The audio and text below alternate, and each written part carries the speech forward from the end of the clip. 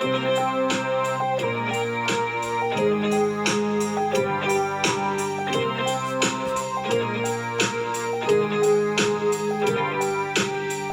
everyone, and welcome to another episode of the Lunch Hour Sports Podcast. Here with your hosts, Jacob Smedley, Sam Benz, Justin Rehammer, and Nathan Romanot. Today's topics include the NBA in-season tournament. Our thoughts, the courts, the jerseys, all that. We'll have the very latest for you. And the NFL is past the halfway mark. We're heading into the back stretch. We'll give you an update. Who's leading the division? Who's in a playoff spot? And much more. And in college football, some teams are getting set for conference championship games. And we'll take a look at who's in the playoff and who is not. Now, here is Sam Betts. Sam, what is going on with the in-season tournament? Adam Silver's been cooking up in the lab. Yeah, I was actually reading something, Jake, that this tournament's been in the works for about 15 years or so, and now it's finally coming to fruition here. The NBA in-season tournament, it's kind of a little design that the NBA came up with, kind of like a little bit of championship type gameplay into the regular season. So this tournament started on November 3rd, as of the time of recording, which is right now November 25th. We're getting kind of close to the championships. They're coming about on December 9th, but I think the playoffs start November 28th. So actually in 3 days now, we're going to get into some in the tournament playoffs, quote unquote. But I'm just going to go over how the tournament kind of worked out, how they decided which teams kind of went which way, talk about some of the jerseys and the courts, some good, some not really so good, but we'll get into that. And also kind of prizes, the trophy, the new in-season tournament trophy, and just a couple other things. So with the new in-season tournament, with the gameplay, the 30 teams were randomly drawn into groups of 5, kind of based on their win-loss record from the previous season. So the West and the East were divided into 3 sections, an A, B, and C group. And then based on the win-loss records, those teams were divided into a kind of like a 5-team division is the best way to put it. They each will play 4 games, which most of them have already played their 4 games, and some of those teams have even clinched their spot in the in-season tournament playoffs. And they were each assigned to play each of their opponents in their tournament. So you had 5 teams, so then that team would play the other 4 teams in that group. Kind of looking into the knockout rounds, how the teams are decided when they go into the playoffs for the in-season tournament. There are 8 teams that are going to advance. It's the 6 teams at the top of each group. So the team with the best record in each division of each the East and West will go. And then they're going to have a wild card team or 2 wild card teams that are kind of decided based on who finished second in that group with the best record. Another kind of way to determine that, if there are those teams that have the same record, they're going to go off of total points scored in the tournament and then total points scored kind of like in the regular season. So it's kind of a couple different ways of deciding for tiebreakers and stuff like that. It's a single elimination tournament, so these 8 teams are going to play. It's either you win the game or you lose and you move on. And then all the games except the championship are part of the regular season. All these games still count toward their regular season record. It's just that these teams, when they play, it's just like another in-season game. So when the teams were drawn, when they originally drawn, it was based on pots, they call them. So it is based on their records from last year. So the top 3 teams were in pot 1, 4 through 6 were in pot 2, and then so forth. And then they kind of randomly drew out those teams from those pots to decide the different conferences. Let's see. I'm kind of looking through my notes here, making sure that I stay on topic. Now, Sam, now of course we've got kind of the records here and kind of looking at the teams as a whole. Just based on looking at it, how it's gone so far, do you think this is a good idea? Because there's so many each side. Oh yeah, it's a great idea to incentivize play during the regular season, long season.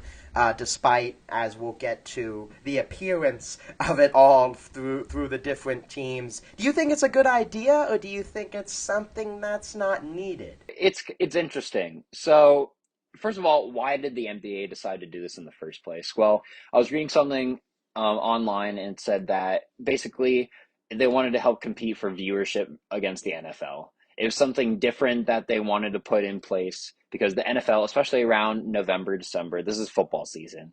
Like everyone is deep into NFL football. Viewers are going more toward football because of the action, a lot of the big hits, stuff like that, football. But the NBA kind of wanted to try to do something different. And I think this is one way that they wanted to try to go against kind of like the NFL, try to kind of raise viewership, have new jerseys and courts, and kind of make it like a big kind of like spectacle. I think it's something kind of cool.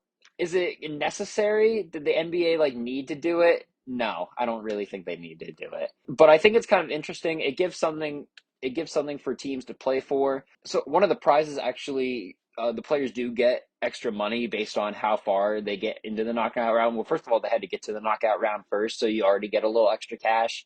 But then if you keep going further, you get a bigger bonus for how far you go. And if you win the championship, you get a pretty good bonus as a player. So I think it's another way to incentivize players. As you said, you did say that before, get them some extra prize money. Team gets to win a trophy, which is pretty cool. I think that kind of just adds another accolade to the team. And then also players are voted on for all tournament teams, and there's also an MVP of the tournament. So I think it's just another way to kind of, like you said, incentivize players, kind of get them to play in something where they can achieve some more things other than just going through like out the regular season. Maybe highlight some players who did really well in this tournament.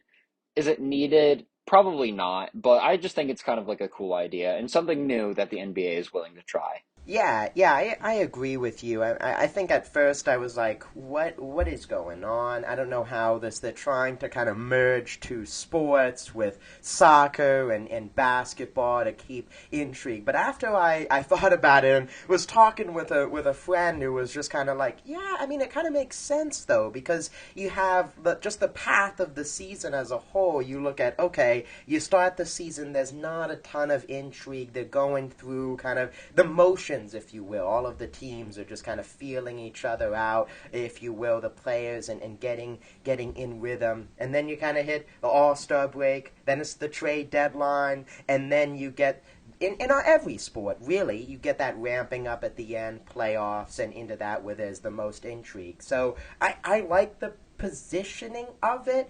I think my only thing that I think could make it better, I know you mentioned it's only 4 games and you only play the teams in your pod. I think something to keep could be improved upon is maybe mix up the teams in East and West. Like teams maybe you don't play as much. You get teams, you get the 76ers, for example, playing the Spurs. Like they're in one with the Spurs. I know that's a lot of added traveling, but they play all of the teams regardless during the regular season. So you could have different teams facing each other, and I feel like the groups could be, I know they're more region-based too, along with the conference, but I feel like that would be a cool idea. And also, maybe more than 4 games. I think, it's still early enough in the season where you can maybe run this up close. I mean, maybe not directly in conflicting with Christmas, the Christmas Day games and all that stuff, but maybe like six games, 6 or 7. I feel like that could be a bit bigger barometer, maybe, towards the knockout round, at least. Yeah, I think there's a lot of potential for this to kind of maybe get bigger. Like maybe like obviously this is the first time they've done this. Obviously it's been in the works for 15 years. They've been thinking about it, but I think this is something that they can grow upon. Maybe kind of this is kind of like their test run, see if this is actually something that the players want to do because the players are a big part in this and I'm sure the Players Association is also a big part of this too. And also whether the fans actually enjoy it. Do they like having some in-season tournament? Do they like having like a playoff atmosphere in the middle of the season?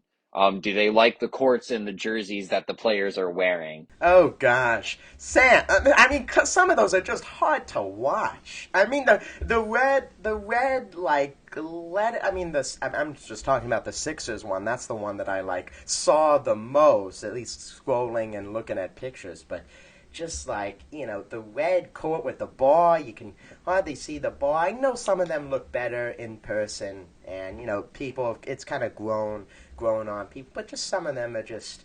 I feel like you could have just left the courts the same. Like I like the custom jerseys, but I feel Yeah, the like you could city, have yeah, the left the city courts edition jerseys are alone. cool. Yeah, let the courts alone. Let them. They can change. They can mix up the jerseys, but the courts are just a bit weird. Yeah, I'm gonna be biased. I like the Raptors. I like the black court. I like the gold jerseys. Yeah, I that think that looks works nice. really well. The Pelicans court, like with the green, or like the random like neon green, or like I think it was I think the Pacers. I think the Pacers is That like was blue, right? it's blue. Some of those courts, I forget who else. I think maybe the Thunder. No, the Thunder. I think the Thunder's gray. There's so many different colors.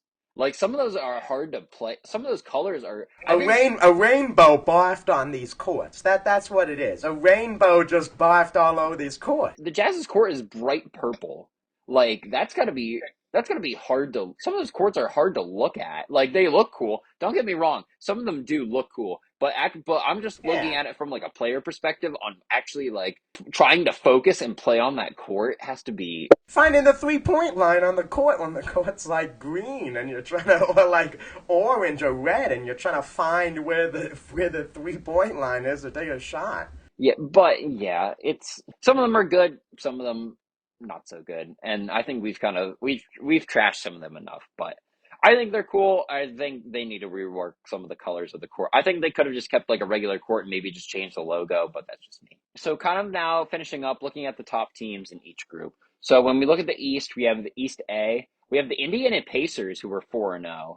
And they at 546 points, they have the highest point total in all of the East leading teams, and they've actually clinched their spot for the tournament. So we will definitely see the Indiana Pacers playing in the tournament. For the East B, we have the Milwaukee Bucks at 3-0, and they have scored 371 points. For East C, we have the Orlando Magic at 3-1 with 446 points. So it's like I said, it's nice seeing some of these. I don't think I mentioned this before, but I want to mention it now. It is nice seeing some of these teams kind of in a playoff atmosphere, like the Orlando Magic and Indiana Pacers. Like the Orlando Magic have made the playoffs before, but it haven't really been like a big factoring team. They've been in as like an 8 seed, kind of similar for like the Pacers, but I feel like now kind of seeing these teams kind of mixing in with like the Bucks, and we'll see what the West, some of those powerful teams. I think it's kind of cool to see who's going to come on top like in the knockout rounds. Yeah, I agree. Yeah, I think the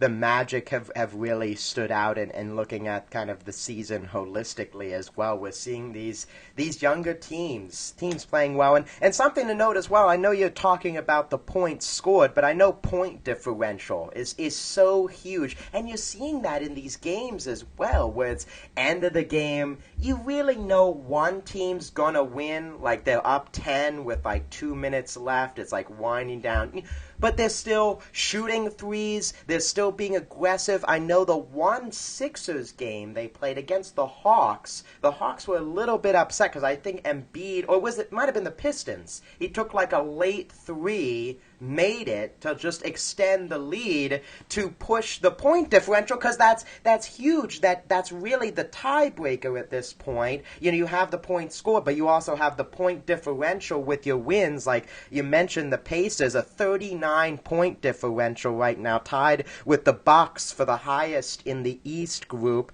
and the Lakers 74-point differential, the most by any NBA team. I mean that's what teams are also factoring in these games. I know it won't matter in the knockout round when it's single elimination, but just interesting to see how those games have played out at the end too. Oh yeah, definitely. I mean, looking at I pulled up some of the differential. The Indiana Pacers had a plus 39 point differential. So did the Bucks, and the Orlando Magic had a plus 22 point differential. It was actually this is kind of cool. This is kind of cool to see the Detroit who actually went 0-4 had a negative 45 point differential. But they also scored. They scored a total of 439 points, which is actually higher than some of the teams that are above them in tournaments. So they just didn't play any defense. No, That's what I'm. no, they're eliminated. No. Yeah, they just did not make Yeah, it. yeah. But that's how it goes. Unfortunately, the Raptors went 1-2, and they're already eliminated.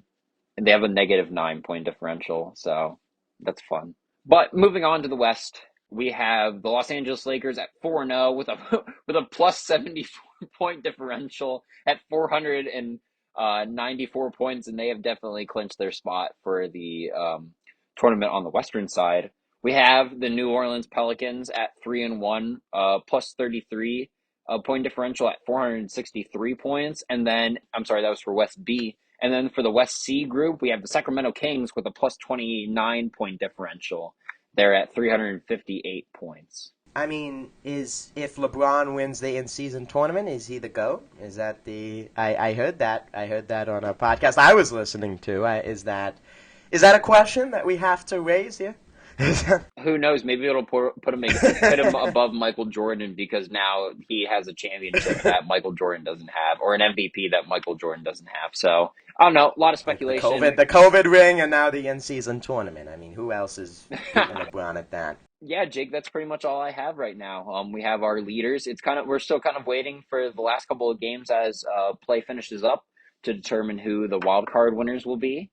And we're kind of just going to have to see how that goes and who's going to be the new in-season tournament champion. With that, Sam, prediction. Do you have a prediction, at least based on the group leaders here? I know the wild cards, well, we can probably just do it based on the leaders, but any predictions for the final matchup in the tournament before we move on? Oh, Jake, let's see. I definitely think it's going to be the Lakers just because LeBron James, Austin Reeves, the two GOATs. But I think the Orlando Magic actually have a pretty good chance of getting there. I really like Paulo Banchero, the Wagner brothers. Is Markelle Fultz still on the Magic? He is. I don't think he's playing though.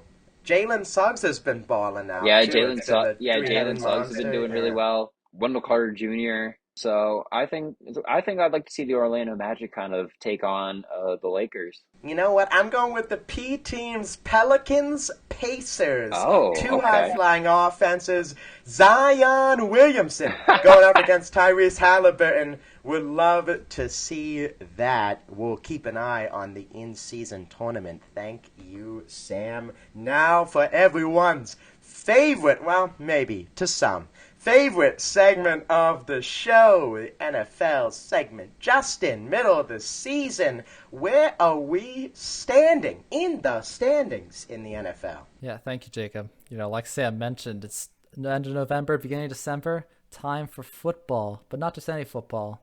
We are pre-playoffs now. This is the moment of the season where every team shows whether they're a contender, a pretender, or a top 5 drafter. And so let's jump right into it with the NFC side of things, where we, of course, have the Philadelphia Eagles sitting on top with just one loss on the season, 9-1, then followed by San Francisco in the 2 seed, Detroit in the 3, and New Orleans in the 4, with Dallas, Minnesota, and Seattle so far holding up the wild cards. However, of course, there is still some play left to be had in Week 12. That might shake up the standings, but for the most part, that is where we lie. And I have to say, at the top of things, I think it's pretty much what we've expected. Philadelphia, San Fran, I'd say 2 of the best. But at the 3 spot, I don't think anybody was going to call Detroit sitting at number 3 at the beginning of the season with an 8-3 record. Although they took a little bit of a misstep this past Thursday.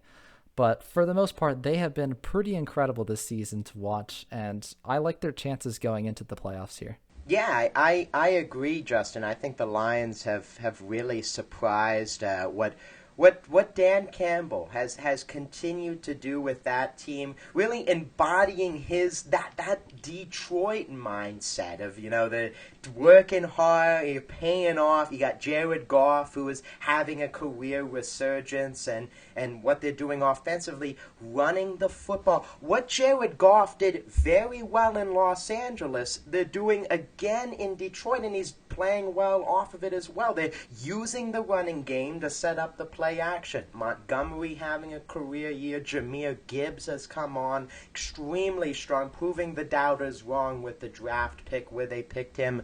And the defense, it's a bend but don't break unit that's giving up points. They've had to fight back in some of these games. That wild comeback against the Bears a few weeks ago now at this point. But a bend but don't break team, and it's incredible the run that they've been on this season. Yeah, like you mentioned, Jake, I love what I'm seeing from the Lions. I think we all, knew the way that things have been shifting in Detroit, especially ever since Dan Campbell took over. We saw last year how close they came to making that final wild card spot and getting into the playoffs.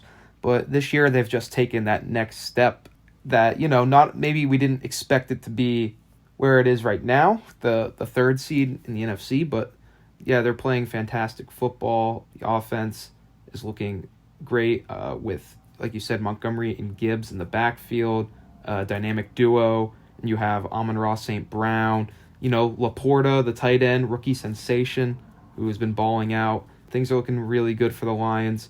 A little hiccup, this past Thanksgiving at home against the Packers. But I expect nonetheless that they will finish the season out strong and definitely hold up and win that NFC North.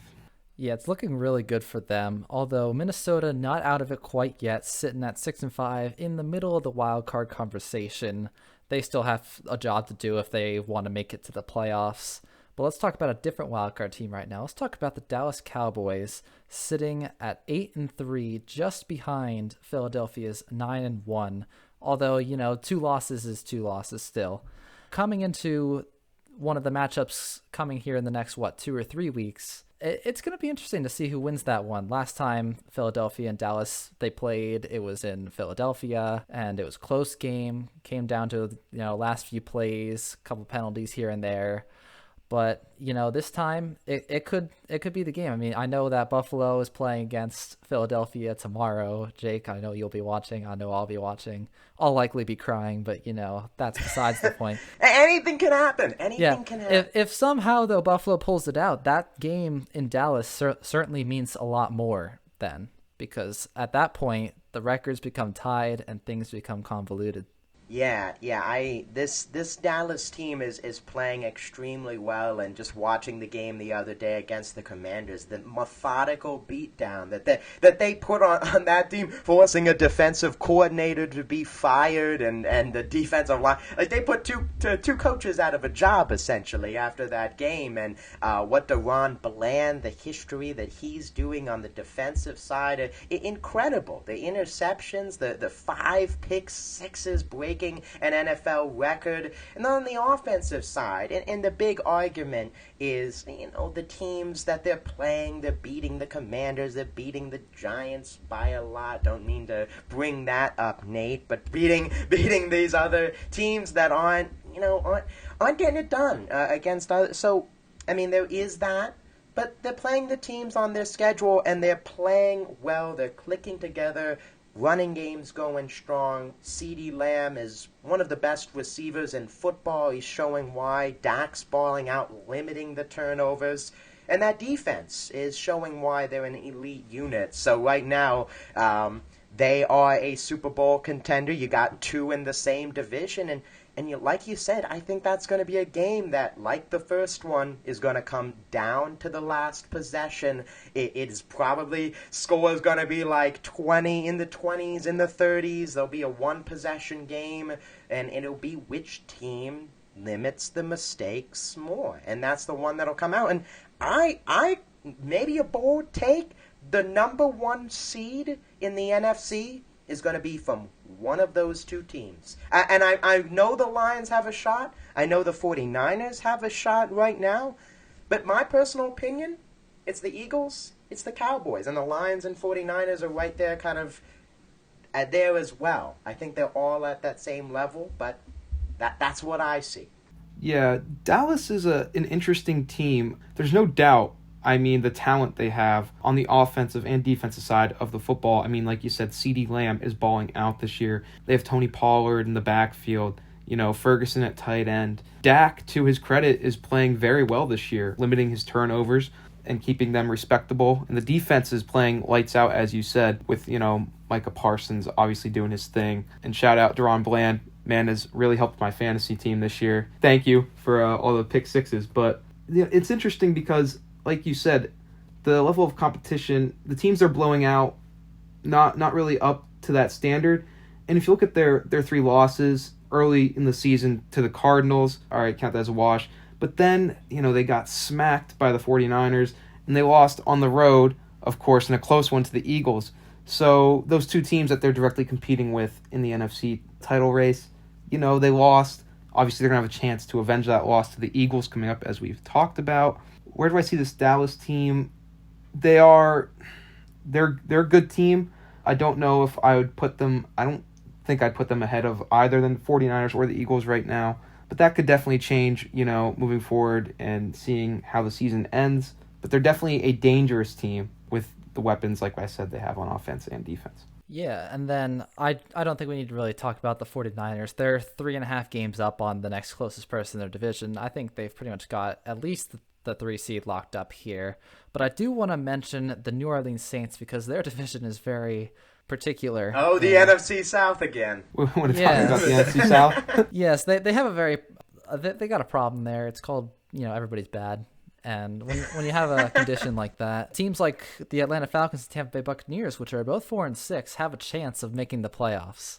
Teams that shouldn't really be in the race have a shot. And so, I don't know. What do you think? I know that tomorrow we're going to have the New Orleans Saints and Atlanta Falcons playing. That could definitely shake things up. But who do you see coming on top of this division? Because right now, it's really anybody's race. Yeah, and I'm looking at it right now, too. It looks like the Falcons are the only team that's undefeated against everyone else in that division. They're 2-0 in divisional games so far. So that could play a role down the stretch, especially if they get to 3-0 against the Saints. And, of course, everyone listening to this will know what the result is at that point. But I'm a believer of the Falcons. I think it's still the Saints' division to lose, as we mentioned in previous podcasts and in our opening season one, where it's like, yeah, it's the Saints to lose, right? They're the most talented team on paper. They're of course, a step below all of the teams we just mentioned, maybe multiple steps depending on how you see it. But I'm a believer of the Falcons. I think their offense can get them some wins. They have enough tools. They have some guys figuring it out. Desmond Ridder has had his ups and downs throughout the season. 4-6, they're 3-2 at home. They've struggled on the road. Maybe Arthur Smith can figure something out and they can win these divisional games, because that's essentially what's going to come down to. So, you know what? The Falcons, the Dirty Birds, let's get it done. But it's the Saints' division to lose. Yeah, I agree with you there, Jake. It's definitely the Saints' division to lose. As we said, this division is just very subpar, mediocre at best. It's putting it lightly. However, the Falcons lost 3 straight games going into this game against the Saints. It's going to be tough. I'm going to ride with the Saints. I think that if the Saints can just take care of business, I think the Saints probably have the best defense in that NFC South. And I think, despite the struggles they've had on offense with Derek Carr, in his first year there as starting quarterback, I think somehow they'll find a way to win the division and get into the playoffs. But like you said, Justin, I mean, it really is a shame that we have a division like this and one of these teams is going to make the playoffs, especially when I'm sure you have other teams in the wild card race, especially in the AFC, who are better, but will inevitably miss out on the playoffs. Move the Seahawks to the South. They're 6-5. Put them at the top. All right, moving over to the aforementioned AFC side of things, we have something that absolutely makes me want to vomit here. We have Miami Dolphins sitting at the 1 seed. Terrible. And then Baltimore sits at the 2, Kansas City with the 3, and Jacksonville at the 4, with then Cleveland, Houston, and Pittsburgh all currently in the wild card positions. Now, as it pertains to Miami, yeah, they've played pretty well, and so far they do look like a good team. I'm not sure if I would call them number 1 seed material, but they look good, I can't deny that. Justin, I can see your heart hurting through every word that you just went through there. I can see the pain. The pain as the Bills fan, the resident Bills fan, having to talk about. Yeah, the Dolphins, their offense started out extremely hot to start the season. Just an up and down game against the Jets. They kind of pulled away late. Tua struggled to throw the football. Their defense still concerns me, especially against other high-powered offenses in the conference. But when they are going good offensively, it's hard to beat them in a shootout with Hill, Waddle, the running backs that they have, and if Tua's protected and slinging the ball around, it's really hard to stop them. So I don't know if they'll end up with the 1 seed, but really tightening their grip on that division until further notice. Yeah, like you said, Jake, this Dolphins offense has been very potent all year. I mean, Tyreek Hill is playing fantastic football. Him and Tua have been on point this year. The connection has been, immaculate, especially for fantasy managers who have Tyreek. But, yeah, I mean, I will say the only thing that concerns me about the Dolphins is if you look at their 3 losses have been to teams with winning records and teams that have recent playoff success and pedigree in the Eagles, the Chiefs, and the Bills. Chiefs game, they made it close, but, they were losing, I think, 21-0 at one point in that game. So I'm a little concerned there that they haven't really shown up and played the best against stiffer competition this year. However, I do think that they will find a way to hang on to that AFC East division and win it. It'll be close. I don't see them getting the 1 seed in the AFC, to be honest, but I do think they will take the AFC East crown. Sorry, Justin. I very much hope you were incorrect. However, I respect the opinion because that's the way it's looking at the moment. I need Buffalo to start playing better. But before we get to that, we should talk about the number 2 seed Baltimore, who I think is good enough to be the 1 seed, if not for their insanely good division, which houses the Pittsburgh Steelers, Cleveland Browns, and the unfortunate Cincinnati Bengals, who I don't believe will be in contention for the playoffs anymore after losing their starting quarterback. However, the other two certainly are, with the Cleveland Browns being especially impressive so far this season. They're right now sitting at the 5 seed, but they're just a game behind the Baltimore Ravens, and they could very well take it over. It's going to be a very tight race all the way throughout. Yeah, I really impressed by the Browns with, after Deshaun Watson went down, Dorian Thompson-Robinson, the rookie, taking over. That defense is the best in football right now, and I know we talked about the Cowboys earlier, how great their defense is. No one's holding a candle to what the Browns are doing, and in my opinion, a candidate for the league MVP, Myles Garrett, is what he's doing every single week, what they're doing in the secondary. I mean, I know the Steelers are no offensive juggernaut, but what they did to win that game, to slow down that unit, allowing 10 points there. They took down the Ravens in a thriller a few weeks ago. This Browns team, while their offense still, has concerns with Watson out, they still have Amari Cooper. They, of course, Nick Chubb has been out the entire season with his injury. Browns have been extremely impressive, and the Ravens, Lamar Jackson, MVP level, they finally have healthy receivers around him, and the offense is taking off with that. Yeah, and it really is crazy to look at this AFC North division and think that even at this point in the season, they all still have a chance to make the playoffs now. As you said, Justin, Burrow going down for the year really hurts the Bengals. And like Jake said, Deshaun Watson, that hurts the Browns as well. However, the Browns, I think, like you said, Jake, have probably the best defense in the league. And I think that defense alone could carry them through the rest of the season and ensure at least a wild card spot in that AFC. Myles Garrett has been playing out of his mind. They've been playing fantastic football. And the Ravens, the Ravens have really come together and played really good football, really good team football this year. Obviously winning some big games against the Seahawks and the Lions from the NFC. I mean, they're playing great football. Unfortunate that they lost Mark Andrews for what looks like it might be the season. Maybe he'll be able to come back to the playoffs. But that's a tough loss for the Ravens. But Lamar's playing great. I like what I'm seeing from the Ravens. I think they'll be able to hold on and win that division. And then just to touch on the Steelers, I guess, real quick. I mean, 6-4 is a good record. I think that's a little deceiving, though.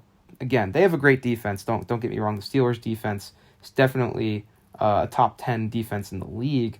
However, their offense is just not there. Hey, they fired Matt Canada. Matt Canada is gone now. And we'll see if that really makes a difference, Jake. We'll see if that makes a big difference or not. But either way you look at it, the offense has not been up to par this year. Kenny Pickett has not played well. They might, make the wild card purely because their schedule is pretty easy and their defense is pretty good. But other than that, I don't see them as a legit contender come playoff time. I do hope it makes a difference because that might, shed off on us too, as we also fired our offensive coordinator. But I also want to touch on the Jacksonville Jaguars and the Houston Texans, because the Houston Texans are just a game back from the Jaguars, and they've looked really impressive. CJ Stroud has looked really good. A lot of people calling him MVP candidate. I don't tend to go that way, but I do say he has been very, very impressive as a rookie so far. And I think he has a legitimate shot to take his team into the playoffs as a division winner. Yeah, a division winner. Now, hold on, Justin. Let me make sure that I heard you correctly. Do you think they're going to win the division? I still think Trevor Lawrence will get it done, but he definitely has a chance. Yeah, I agree. One game, I believe they play one another again. Yes, this week, actually. I did not know when they matched up again this week. Could be for all of the marbles. Yeah, incredible. We talked about the Lions earlier. I'd even put the Texans just above them in terms of most improved, just because of the rookie quarterback.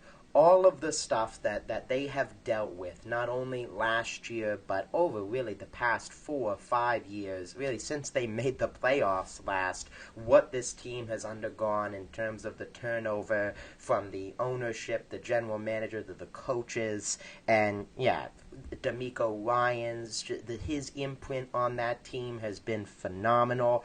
Yeah, C.J. Stroud, I mean, to be in at least the conversation for MVP as a rookie is incredible as itself. Tank Dell from Houston is proving to be a future star wide receiver in this league, a growing star in Houston. And they're putting the pieces together, and it's really exciting to watch. I would pencil them in as at least a wild card team now, and the Jags, Calvin Ridley has been a welcomed addition, and Trevor Lawrence is balling out. Though I think it's similar to, we talked about the Dolphins, similar with the Jags, where they've gone up against those other good teams in the AFC, and they've struggled a little bit. So I still, they've got to give me that prove me win where I can put them up there with the Chiefs, the Ravens, the Dolphins in terms of respectability. Yeah, definitely impressed with what I've seen from the Houston Texans this year, and CJ Stroud especially, who I thought personally should have been the number 1 overall pick in last year's draft. He's definitely proven that right, I'd say, so far this year, playing fantastic football, especially for a rookie. They do, have some work ahead of them, especially if they want to take that division. Obviously, that starts with the Jaguars tomorrow. It's a big game, especially, Trevor Lawrence, the Jags playing great football as well. But ultimately, I'd say I see both those teams as playoff teams. Right now, I'm going to stick with the Jags to win the division, but I definitely see Houston getting in as one of the wild card teams in the AFC.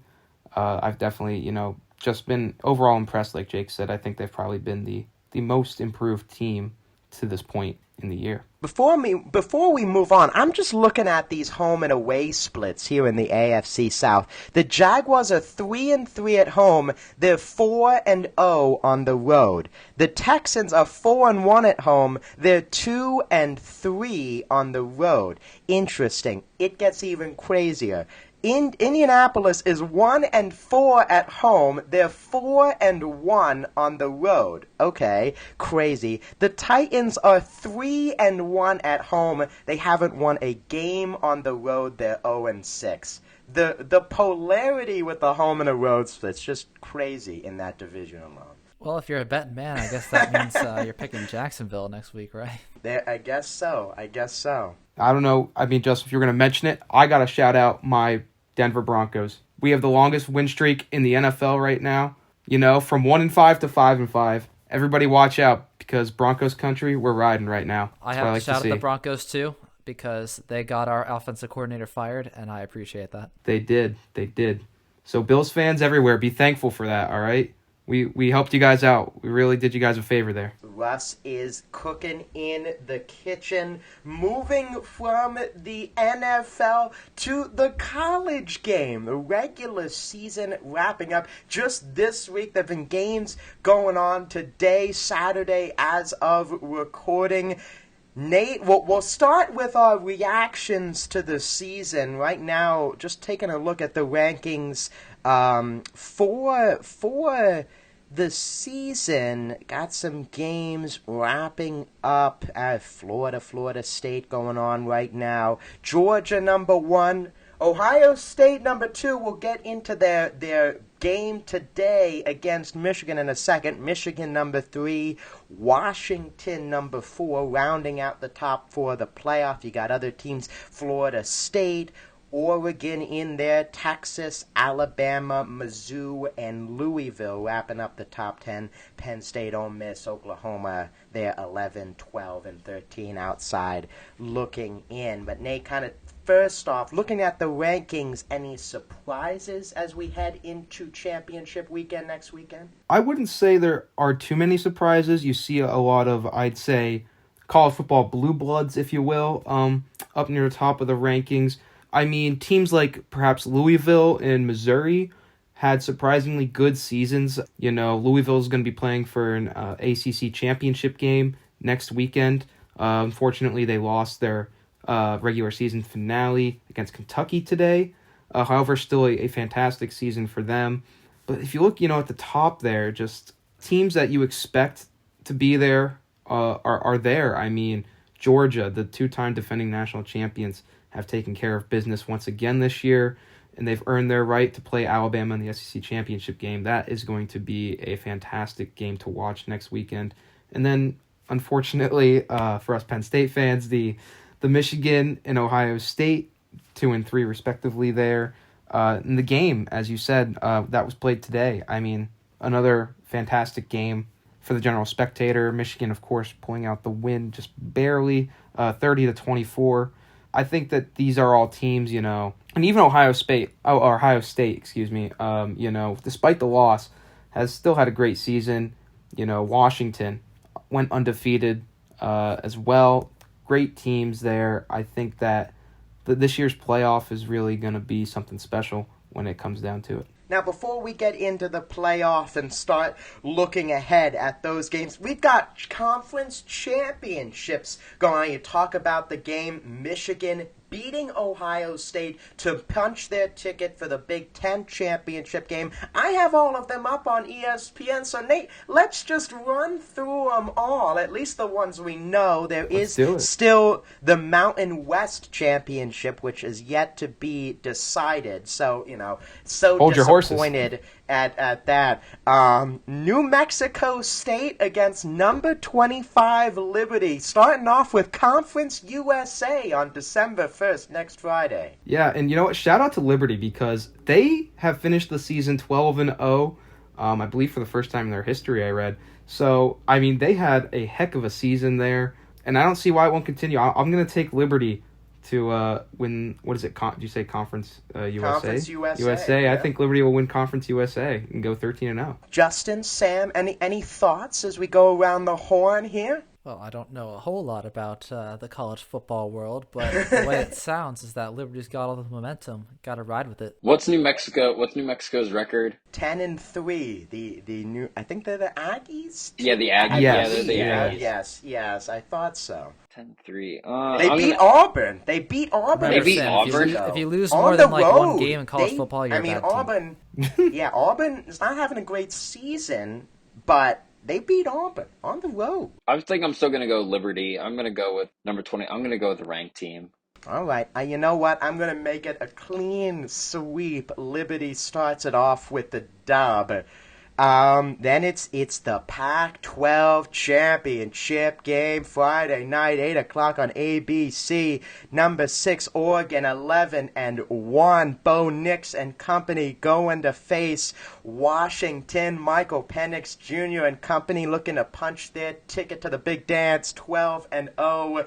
Nate, what are you thinking? I mean, Jake, I gotta say, this game personally is the one I am most excited for going into championship weekend. I mean, this is for all the marbles. I truly believe the winner of this game will be in the playoff come, Selection Sunday.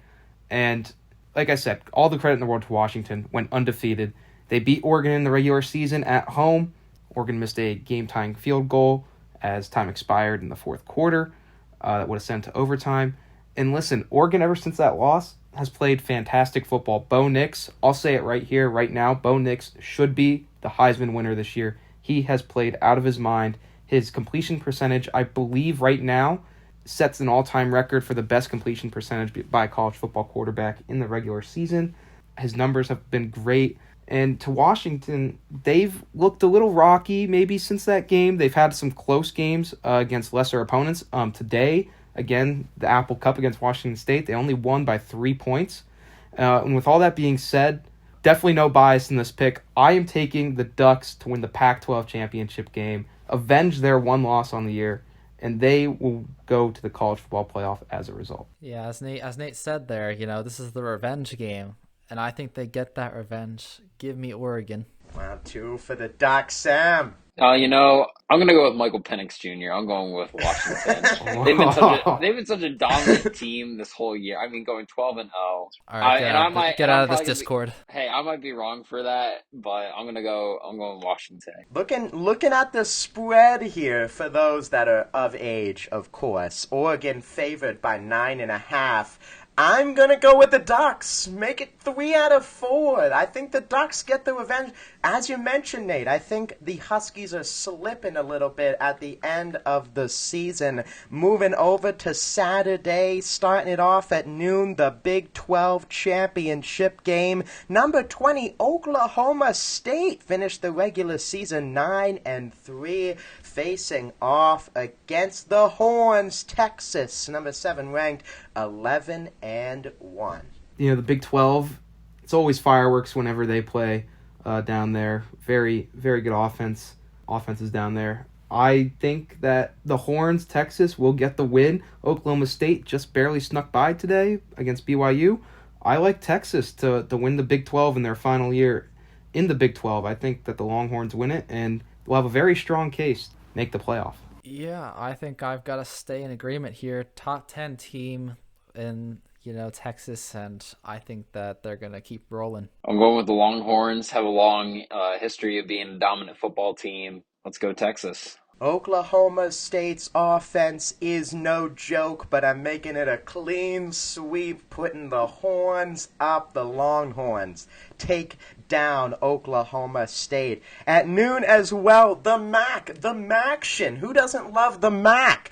Miami of Ohio, 10-2, taking on Toledo. As a Ohio University fan myself, sad to see the Bobcats couldn't get it done. But Toledo, Miami of Ohio, in the MAC. Toledo favored by 8. Maction, you can't beat Maction on a Tuesday night. Of course, these boys will be playing on Saturday, and for the heck of it, I'm going to go with Miami of Ohio to take it. I know that Joji's going to be really excited for this matchup. One of his favorite pastimes, of course. But I'm going to go with Toledo here. I'm going with Miami of Ohio. NCAA 14. Good team to play with.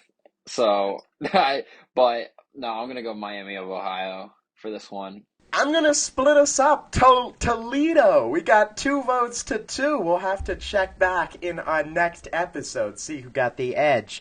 Mountain West, as we mentioned, that will be decided shortly. Then we've got the SEC Championship at 4 o'clock on Saturday. The 2 powerhouses in the conference. Number 1, Georgia, 11-0, going to face Alabama, 11-1. Jalen Milroe and company, 8th ranked in the country. Georgia's favored by 4.5. What a game this is. And for anyone who might not have seen the Iron Bowl today, I mean, my goodness. Another prayer at Bel Air with Bama just scraping by on a 4th and goal from the 30-yard line. They somehow score a touchdown to win the game. But looking ahead to this one, I think it's going to be a really tight game. You have Nick Saban going against Kirby Smart, Georgia, Alabama, the 2 top dogs in the SEC. I just think that somehow, some way, Georgia is going to find a way to sneak out the win. I think it's going to be a close, tight game, but I can't bet against the 2-time defending national champions. I'm going with the Bulldogs. Yeah, like you said, these are 2 really good teams in the college football landscape, but one of these teams hasn't lost a game in 20 or 30, 40 matchups. So it's going to be Georgia here. It's felt like that, yeah. This is a tough one because both these teams are so dominant. Both of them produce pretty good NFL players. Both have a long history of tenured championships. One of them is practically the Philadelphia Eagles. Yeah, You're not wrong. I'm going Georgia. I think the Bulldogs are going to pull through. I'm going to go with Georgia as well. We're going to go all the way around. I think the Bulldogs stay undefeated heading into the playoff. The American Athletic Conference Championship as the resident Temple Owl on the podcast. Super excited for this one. Number 23 ranked Tulane, the Green Wave, 11-1, hosting the SMU Mustangs, 10-2, one of the best defenses in the country. What do you guys think? Ooh, now I've not watched much, American football this year, Jake. However, I will say that the Tulane Green Wave, I saw what they did last year against USC in the Cotton Bowl, how they, won that game. They seem to have carried that momentum over into this year. They're playing some fantastic football. I'm riding with the Green Wave, baby. Let's go Tulane. Yeah, I gotta be honest. I heard you say best defenses in the country, and you have me sold, Jacob.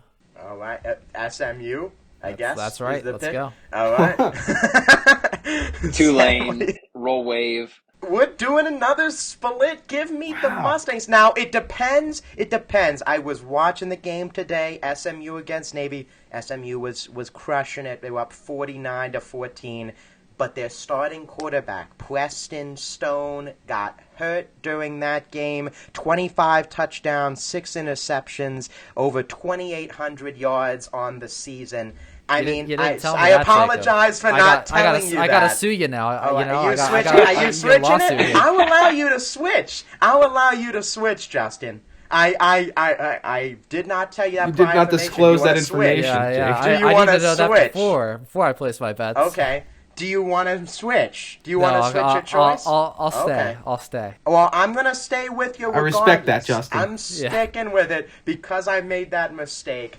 2-2 SMU and Tulane were split again on that pick. Then who could forget? Who loves some Sun Belt Championship action, fellas? 4 p.m. on a Saturday. Appalachian State got that big win against James Madison a few weeks ago, 8-4, facing off against a beloved Troy team, 10-2. Who we feeling, Troy or Appalachian State? Yeah, I remember that James Madison game day went there. Insane crowd in Appalachian State. The Giant Slayers, if I will say, went in to James Madison, got that win. And I'm going to roll with Appalachian State. I think that they are going to get the job done, secure themselves the Sun Belt Championship game. Now I have some information now. Oh, boy.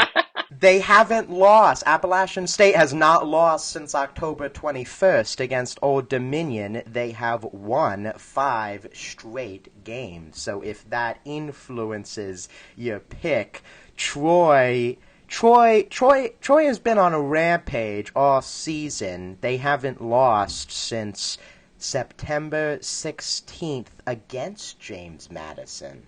Nate, if you would like to change your pick, I know you just took it and ran you just with it. further cemented my pick, Jake. Okay. I love there what we I'm go. hearing. There we Appalachian go. State. There you go, Justin. There you go. To further educate your pick. Yeah, listen, Appalachian State, I've seen them beat some very good ranked teams, and I think that they're going to once again win another one. Let's go Appalachian State. I'm going Appalachian State. That's all I'm saying. That's all I'm going with. I'm going Appalachian State. Keep that winning streak going. 6 in a row to end the season. Upset. Now the Big Ten Championship game, 8 o'clock on Saturday. The Michigan Wolverines, fresh off of the game. Big win over Ohio State, now 12-0 on the season, facing off against a very good and pesky Iowa squad, 10-2, 17th in the country. Nate, the little hand flick telling, get him out of here. Are you picking Michigan, Nate? Without a question, I'm picking Michigan. Jake, 10-2 does not tell the full story. Iowa, they might have one of the best defenses in the country, but their offense flat out stinks. I mean, they are hot garbage on that side of the ball. All right? If you look at their average points scored by the offense, I mean, I think they rank in the bottom 5 in FBS football. I'm not going to lie. They're that bad. Michigan. I see only 2 games where they've scored over 30 points this season. Yeah. That's crazy. And I saw this Iowa team in person. I saw them get smacked by Penn State in the whiteout game this year. And I think that's going to hold true this Saturday. I think that Michigan is going to smack those Hawkeyes in Indianapolis. I'm going to have to go with the special third option, Penn State, to win this one, guys. I really think that they're the best team Come in out the of Big Ten nowhere. there. Out of nowhere. I mean, Iowa is not good, and Michigan is good. Michigan will win easily. I'm going to go with 30 points at least. Yeah, they're favored by 23 points, Michigan is. I think that's fair. All right, Sam? bump it up. I'm going they're by 50 now. Okay. I'm going to go Michigan. I really like J.J. McCarthy. I think he's a decent quarterback. I saw that Michigan State's running back also had like 29 touchdowns, which was like, I think that was ranked first in touchdowns for like all running backs. I don't know if that's right or not. I thought that's what. Yeah, Blake Corum. Corum, Blake yeah. Corum. Yeah, he was one. balling out today. So I'm going to go with Michigan. We're going go Wolverines. They're going to take down Iowa. Yeah, they're rolling. They got a chip on their shoulder. And the final game of championship weekend, the Louisville Cardinals sitting at 10-2. Mentioned them a bit earlier on, going up against Florida State, 11-0.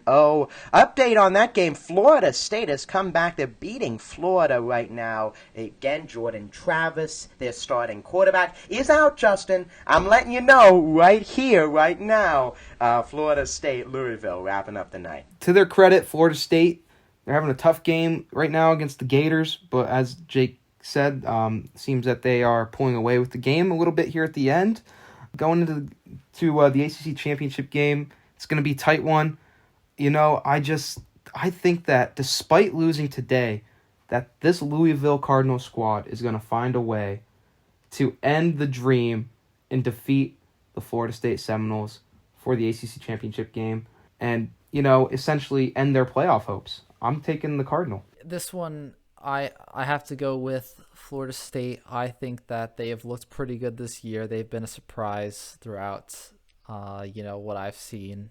And I think that they will get one more here to make one last bid for the playoff. I'm going to roll with the Seminoles too. It was unfortunate that their starting quarterback did get injured. I saw that injury, and kind of as an athletic trainer, that was it's a very bad injury to see. But I think this team's going to kind of rally around that, and they're going to push forward for a big win. Yeah, again, you can use the rallying cry. Jordan Travis, one of the best quarterbacks in the country, going down with the injury. but I'm going with Nate. I'm going with the Cardinals. The upset win. Just the Florida State. There's been that missing piece, and it's been Jordan Travis trying to pull away from Florida, but it's been a tight game throughout. I think Louisville's going to use that to their advantage, and they're going to get it done and win the ACC. Another split. We got 3 of them. We'll check back in the next episode and see how those panned out.